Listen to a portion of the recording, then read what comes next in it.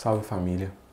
Para quem não me conhece, eu sou o Rafael Wallace e hoje eu queria trazer aqui algumas notícias que foram veiculadas durante a semana e que eu acho que vale a pena a gente comentar um pouquinho. Eu já gravei alguns textos, alguns vídeos assim, há um tempo atrás e fiquei de publicar esses vídeos semanalmente e acabei não dando sequência. Então, vamos voltar a falar hoje, se vocês quiserem que eu continue gravando, que a gente continue trocando aqui sobre o que vem sendo veiculado durante a semana. Dá um like, comenta aí e a gente segue trocando aí ideias sobre o que está acontecendo. Queria começar falando sobre Léo Santana. Então, essa semana, Léo Santana usou aí as suas redes sociais, né, para se manifestar contra o racismo e isso dividiu opiniões, né, porque o cantor nunca fez isso, nunca usou esse espaço, essa visibilidade que ele tem para falar sobre esse assunto e acabou aí dividindo opiniões. Algumas pessoas achou bacana e ele ter feito isso e tal, e aplaudiram, e outras pessoas falaram que, tipo, por que de fazer isso agora, já que ele nunca se manifestou. Aliás, muito pelo contrário, né? O Léo Santana já teve envolvido em várias situações, até de reproduzir frases racistas, né? E até homofóbicas também. Então, o que a gente pode falar sobre isso?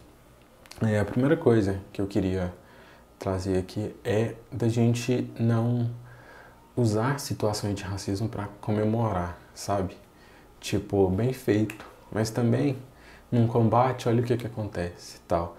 Eu acho isso extremamente prejudicial. Eu tenho até um texto de um tempo atrás sobre o caso do Fernando Holliday, que foi vítima de racismo numa sessão na Câmara, né?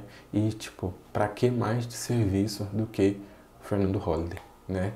Mas, a partir do momento que a gente comemora uma situação de racismo contra uma pessoa preta, eu acho que meio que perde esse sentido. Eu, particularmente, eu torço pra... Ok, aconteceu, o Léo Santana também.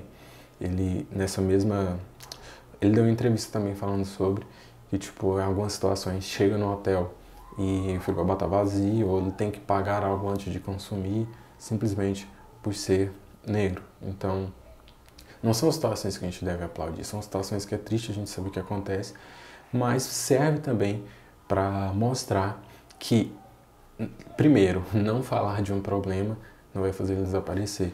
Pessoas que se calam, que se omitem, que não se posicionam, não estão menos expostas a esse tipo de situação, não estão menos expostas ao racismo, né? E casos como o do Léo Santana escancara isso pra gente. Casos como o do Fernando Holliday mostra também que não importa o que a gente faça para se enquadrar, se encaixar nesse padrão que a branquitude estipula, porque ir contra os nossos e fingir que o racismo não é um problema que existe é uma coisa que a branquitude ela exige para que você se enquadre em alguns lugares. Mas fazer isso não te isenta de sofrer racismo. E casos como esse é a prova disso, né? Então, que mude, né? Que mude. Eu entendo a frustração também de muitas pessoas e compartilho até dessa frustração de ver pessoas que eram para ser aliadas, né? Reproduzindo frases como a família tem cabelo duro, raspa minha cabeça porque meu cabelo é duro e tal. É complicado ver, porque quando algumas frases partem de pessoas brancas, você fala, mano, ok, é branco sendo branco, beleza. Mas quando parte de pessoas que poderiam ser fortes aliados, aí a coisa é um pouco mais complicada e eu entendo essa frustração. Mas ainda assim eu acho que situações de racismo, elas não devem ser comemoradas pela gente, independente de quem que esteja sofrendo, de quem que seja a pessoa que foi a vítima. Bom, mas vamos seguir que a gente tem muita coisa para falar aí. Queria falar agora da Preta Ferreira. Vocês devem ter ouvido falar sobre o caso. A Preta Ferreira foi impedida de viajar para Salvador, né? Ia fazer um voo aí para fazer shows, palestras, enfim. A Preta Ferreira é artista e ativista, e é preta, logicamente, e foi impedida de viajar porque alegaram que o cartão era de outra pessoa. A passagem dela havia sido comprada por nenhum cartão internacional, né, que a empresário dela comprou a passagem para ela.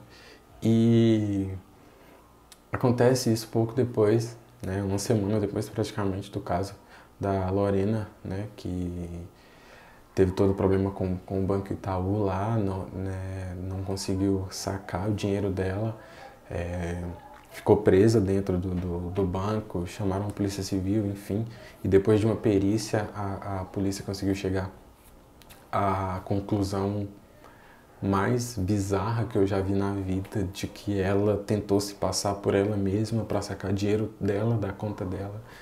Então, assim, uma coisa realmente absurda, realmente surreal. E uma semana depois acontece isso com a Preta Ferreira. A gente consegue perceber que as pessoas realmente não querem se acostumar com o fato de pessoas pretas, de mulheres pretas prosperarem, né? Terem dinheiro em conta, terem empresários, serem artistas, né? Isso é um problema para a branquitude, né? Que pessoas pretas estejam em lugares não como subalternos, né? Mas que estejam em lugares de destaque. Isso é um problema. A Preta Ferreira foi muito feliz na fala dela. Vou deixar um pedaço do vídeo aí para vocês acompanharem. E tô embarcando para Salvador, pagando com meu dinheiro pela última vez, porque a Gol vai ter que aceitar, os racistas vão ter que aceitar que mulher preta tem empresário sim, que mulher preta pode ter dinheiro, que mulher preta pode pagar com seu dinheiro, que mulher preta pode ter uma passagem comprada no cartão de crédito internacional pelo seu empresário sim. E eu vou, estou chegando em Salvador. E é isso, né? Podem se acostumar, porque mulher preta vai ser artista sim, vai ter dinheiro sim, vai ter empresária sim. E não só a mulher preta, mas pessoas pretas não vão mais tolerar situações de racismo e providências terão que ser sim tomadas. A mensagem que a Preta Ferreira deixa no vídeo é simplesmente perfeita, não tem nem mais o que falar. É isso. Outro caso que repercutiu bastante, que eu não vou falar muito agora, mas que em outro momento a gente vai trocar ideia sobre isso, foi o vídeo, né, do policial que agrediu um jovem negro enquanto disparou e gritos totalmente racistas, falando que para ele o jovem era um ladrão, com aquela desgraça de cabelo. O jovem tinha um cabelo black, né, bem alto assim. E situações envolvendo abuso, ação arbitrária e racismo envolvendo a polícia não é incomum, né? É algo que a gente já vê com muita recorrência. E eu já tenho falado que vai sair um vídeo sobre encarceramento em massa, já gravei o vídeo inclusive, só preciso terminar de editar e vou subir esse vídeo no YouTube. E nesse vídeo sobre encarceramento eu falo também sobre a ação da polícia, né? E sobre a autonomia que é dado para a polícia e como que isso interfere tanto no número de jovens que a gente tem presos, no número de jovens que a gente tem mortos, né? E como isso já é algo histórico, como isso vem desde que se estabelece a instituição da polícia ligada ao Poder Executivo, né? Desde lá até aqui isso vem evoluindo de alguma forma, evoluindo sempre para beneficiar o Estado e não para beneficiar a população negra, né?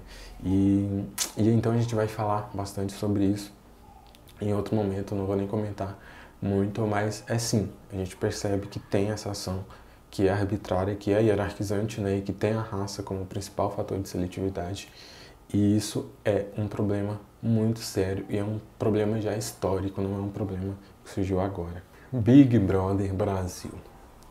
Sim, vou falar de Big Brother Brasil. Não gosto, não assisto, mas é impossível fugir, né, da repercussão que se tem, principalmente nas redes sociais, principalmente no Twitter, sobre muitas situações. Então, eu queria comentar aqui só o que aconteceu nessa semana, né, que teve uma situação do Babu, né, falando...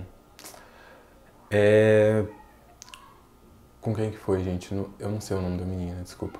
Mas enfim, ele tava falando várias coisas sobre machismo, enfim, fez todo um discurso e dando apoio para a mina branca, né? E aí a gente teve dois momentos na internet, Teve um primeiro momento das pessoas acharem que aquilo era uma situação surreal, realmente sobrenatural, e é importante a gente falar do porquê que isso se dá, né? Já que a gente tem essa imagem estereotipada do homem preto sendo animalizado, sendo incapaz de ser sensível, né? Então, quando você tem alguma coisa que quebra esse estereótipo, e aí quando a gente fala de estereótipo, é uma palavra que a gente usa muito, mas tipo, é realmente uma coisa muito séria. Isso, a própria palavra estereótipo, esse estéreo, ele vem de sólido, né? De você solidificar algo em cima de um grupo de pessoas. Então, quando você consegue criar esse estereótipo, quando você tem força e imposição social para criar um estereótipo em cima de determinadas pessoas, isso se torna um problema muito grande. E é isso que acontece. Então, você tem essa imagem animalizada, violenta, do homem negro sendo propagada pela branquitude, sendo reforçado pela mídia, né? E quando você tem alguém que quebra esse estereótipo, aí causa essa coisa de nossa, mas como que pode, né? Como se fosse algo realmente surreal. E esse foi o primeiro momento que a gente pôde perceber na internet, né, que aconteceu. E o segundo momento foi quando, principalmente feministas brancas, tentam deslegitimar o discurso e o apoio que ele deu, né? Eu vi várias postagens com teor de tipo, fulana tentou falar várias vezes e aí quando o homem falou, aí ele é ouvido. É um feitiço, é uma tara que feministas brancas têm. Óbvio que a gente sabe que tem exceções, mas falando de uma forma geral, em colocar o homem preto igual ou acima, igual não, acima, né, dos privilégios, pode-se dizer, que se tem uma mulher branca. E isso se reforça, né, quando a gente tem esse tipo de comentário. Uma mulher branca fala, não, ninguém ouve, agora o cara preto fala, todo mundo vai parar para ouvir. E a gente sabe que isso é uma besteira que não tem tamanho, né? É uma tentativa realmente de deslegitimar essa pessoa preta, o que é muito fácil de acontecer porque a gente tem a imagem da pessoa branca e principalmente do homem branco ligado à credibilidade, né?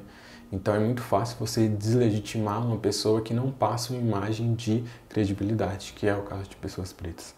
Então esses discursos são totalmente vagos, não tem o mínimo sentido, assim como essa tarefa de querer colocar o homem preto como acima, vamos supor, dessa tal pirâmide social que existe, colocar o homem preto acima da mulher branca. É uma coisa que é totalmente sem nexo nenhum.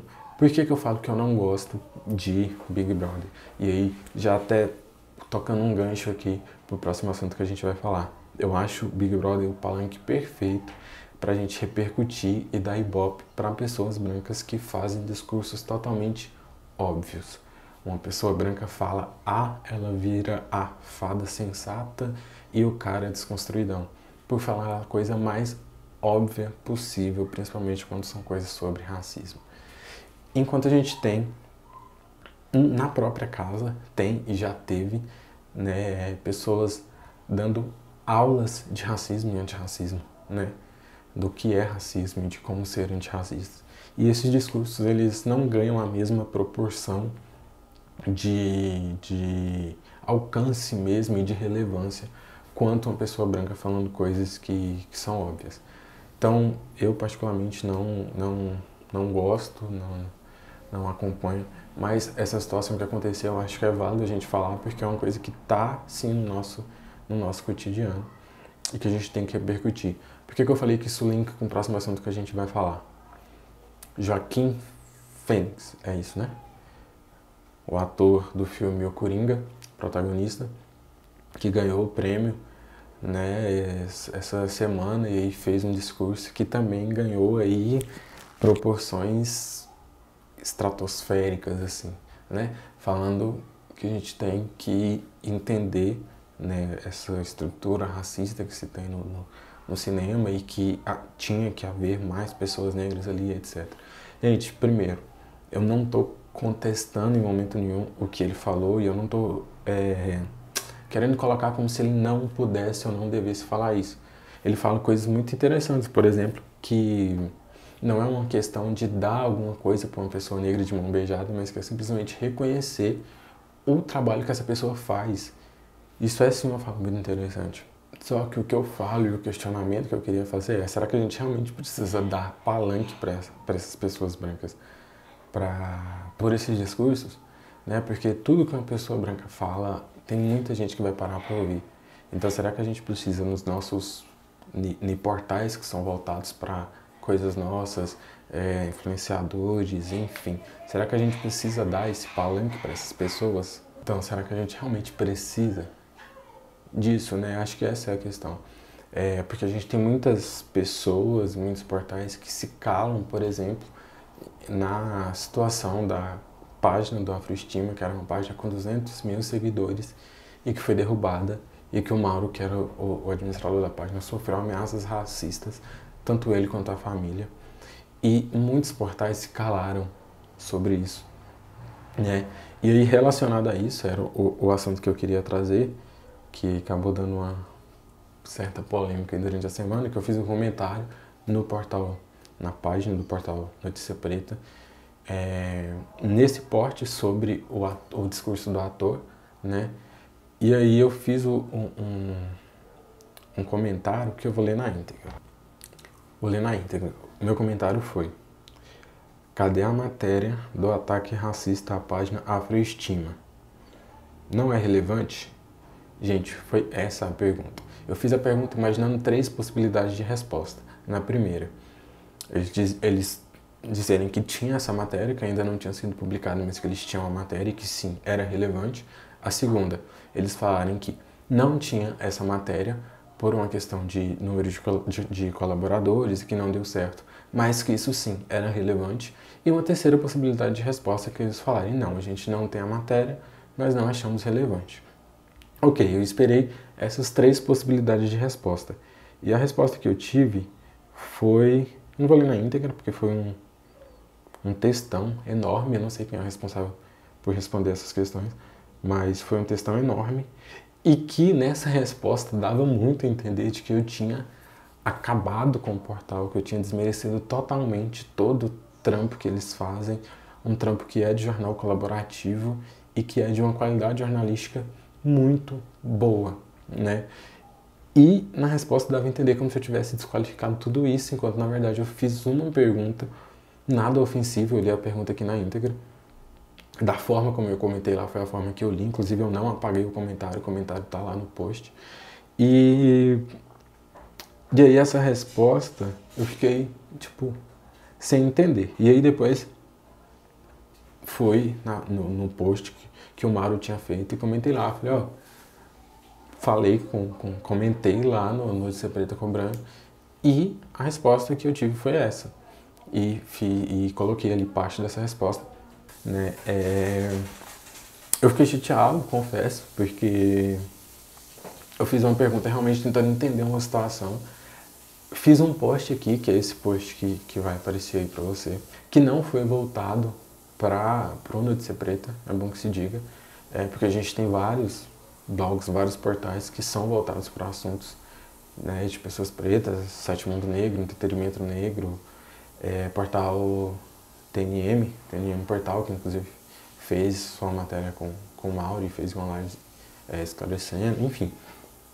Tem vários portais e não... que se calaram realmente, e aí a gente fica... O questionamento que eu queria trazer era se a gente tem ou não essa seletividade no nosso antirracismo. Da gente dar palanque, dar biscoito para uma pessoa branca que fala o óbvio e não tá trazendo à tona pautas como essa. Mas enfim, gente, foi uma situação que foi resolvida. Eu conversei com o Igor Rocha, que é um dos diretores de lá. A gente trocou uma ideia muito legal. Ele até comentou nesse post que eu fiz e eu chamei ele pra gente conversar no direct, pra gente trocar uma ideia realmente, entender o que estava acontecendo, para não ficar uma coisa, né, de ficar uma discussão pública e realmente ficar parecendo que eu tava querendo colocar pessoas umas contra outras e tal. E não era nada disso, gente, o post não teve nada disso. Meu post foi totalmente generalizado para portais, inclusive para influenciadores pretos que, primeiro, compartilham vídeo de pessoas brancas falando essas coisas, né? Dá biscoito lá mesmo, descaradamente, que faz vídeo falando que não consegue chegar a 100 mil seguidores, que você tem que seguir pessoas pretas, mas tipo, na hora de apoiar, na hora de dar, né, a força que o Mauro precisava, e eu não tô falando de ganhar seguidores, tá? Porque uma coisa que se falou muito foi, mas a gente repostou várias publicações deles no Stories. Não é uma questão de ganhar seguidores, gente. Quanto mais a gente falar, mais há a possibilidade de oprimir essa pessoa que estava tentando calar uma página de 200 mil seguidores, nossa, feita pra gente. Então, é um assunto que tem que ser repercutido e que, pra mim, não foi repercutido da forma como deveria. Foi essa a situação, foi esse o contexto do post que eu fiz. Não foi direcionado a uma pessoa ou a um portal específico, foi um post bem generalizado mesmo, né? Tanto para portais quanto para influenciadores, como pessoas comuns, como nós, né? Às vezes a gente dá muita atenção para o que as pessoas falam e a gente acaba sendo seletivo. É uma reflexão, é uma coisa para a gente pensar, né? Eu falo muito de jogar perguntas e não respostas, né? E a pergunta que eu quis jogar com esse post é essa: será que a gente não está sendo seletivo no nosso antirracismo? Será que a gente está dando importância para as pautas que a gente realmente deveria, né? Essa era a questão e era isso que eu queria passar. Certo? Gente, era isso que eu queria falar hoje. Eram essas notícias que eu queria repercutir aqui com vocês. Comentem aí o que mais que aconteceu, o que vocês trariam para esse debate. Vamos trocar o que vocês acharam sobre essas notícias que eu trouxe, sobre outras que aconteceram aí. Inclusive, falando do Portal Notícia Preta, várias notícias que eu vou repercutir aqui, eu inclusive pego de lá, né, dando os créditos aí. E a qualidade do trabalho jornalístico eu realmente acho muito boa mesmo. Certo? Então é isso, gente. Curtam, comentem e até mais. Falou!